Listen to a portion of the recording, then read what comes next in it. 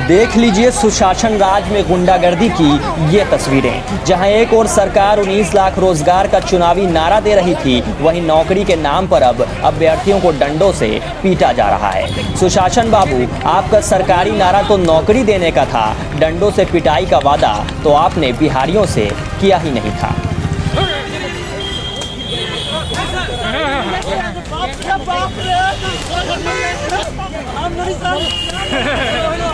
फिर ऐसे आखिर पिटाई क्यों की गई? क्या बिहार में अपने हित के लिए आवाज़ उठाना अपराध है? क्या बिहार में नौकरी लेना अपराध है? क्या बिहार में शिक्षा मंत्री से मिलना अपराध है? अगर नहीं तो छात्रों के साथ अपराधी और आतंकवादी जैसा व्यवहार क्यों किया गया? दरअसल पटना की सड़कों पर उतरे STET अभ्यर्थियों ने शिक्षा मंत्री विजय चौधरी के आवास का घेराव किया। इस दौरान छात्रों ने शिक्षा मंत्री से मिलने की मांग की, जिस दौरान पुलिस ने इको पार्क के पास छात्रों को दौड़ा कर लाठियों से पीट दिया। STET अभ्यर्थियों की मांग बस इतनी थी कि उनकी बहाली जल्द कर दी जाए, लेकिन उन्हें क्या पता था कि बिहार में नौकरी पाने के लिए पिटाई खानी पड़ती है, धरना देना पड़ता है, आंदोलन करना पड़ता है। इतना ही नहीं, जिस नेता को वो चुनकर सदन तक पहुंचाते हैं, उनसे मिलने के लिए उन्हें पुलिस की लाठियां खानी पड़ती है। वहीं इस मामले में नेता प्रतिपक्ष तेजस्वी यादव ने सरकार पर जमकर निशाना साधा है और इस घटना पर सरकार को घेरा भी है, साथ ही सरकार को तानाशाह सरकार बताया है। बिहार जो है देश का सबसे युवा प्रदेश है और युवाओं के साथ ऐसी बर्बरता कर रही है सरकार। लाठी डंडे, अपना अधिकार मांगोगे तो डंडे देंगे, यही तानाशाह और क्या है। तो नीतीश कुमार जी तो हम तो पहले ही कहें भाई, ये तो भीष्म पितामह है भ्रष्टाचार। और जो रवैया जिस प्रकार से अपनाने का काम कर रहे हैं, एकदम जनता से कटे हुए हैं। ये तो थके हुए मुख्यमंत्री हैं, ये जनता के लिए कोई काम नहीं करना चाहते।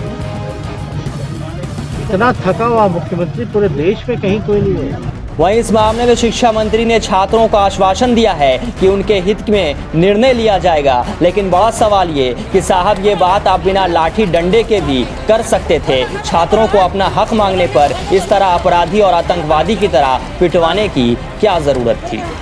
सही बात यही है कि सरकार किसी की अनदेखी नहीं कर रही है और सबके साथ न्याय हो रहा है।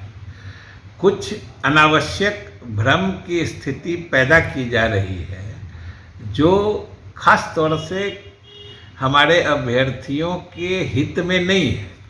कोई लगता है जो उनके हितैषी नहीं है, वो इस भ्रम को फैला रहे हैं, क्योंकि ये जो भी क्वालिफाई किए हैं मेरिट लिस्ट में जहाँ भी हैं, ऊपर हैं, नीचे हैं, बहुत नीचे हैं, आखिर नियुक्ति तो होगी नियोजन इकाई के द्वारा। बहरहाल बहार वाले बिहार में शिक्षा ग्रहण करना और नौकरी पाना अब इतना आसान भी नहीं रह गया है, क्योंकि कभी यहाँ परीक्षा का पेपर लीक हो जाता है, तो कभी बहाली के लिए सड़क पर आंदोलन करना पड़ता है, तो कभी कोर्ट का चक्कर काटना पड़ता है। लेकिन इस सब से बेखबर सरकार चैन की नींद सो रही है। तो क्या ऐसा मान लिया जाए कि बिहार में अपना अधिकार मांगना अपराध है और अगर आप यहाँ नौकरी मांगने आएंगे तो आपको लाठियों से पिटवा दिया जाएगा? अब देखना यह है कि सरकार कब जागती है और चुनावी वादे कब तक पूरे किए जाते हैं। ब्यूरो रिपोर्ट, भारत की आवाज़, पटना। अगर आपको हमारा ये वीडियो अच्छा लगा है तो प्लीज़ लाइक, शेयर और सब्सक्राइब करना ना भूलें।